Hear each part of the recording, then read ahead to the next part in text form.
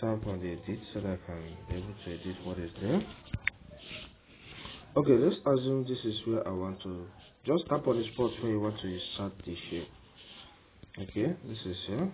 This is, I want to insert the shape here.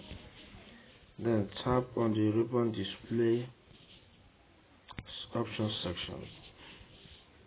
Then tap on the home so that you can select insert as an option, as a tab. Okay, as insert, that's where I will find the shape command. Okay, as you can see, this is shapes. I tap on shapes. Then it has shown me some shapes I can insert in this my Word document using the mobile app. A lot of shapes here. So which one will I use now? Okay, let's say I want to go with square shape.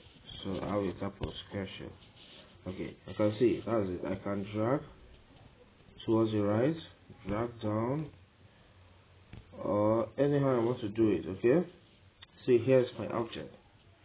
So that is all on how you can insert, any shape in a Word document using the mobile app version. Thank you for watching, and don't forget to subscribe.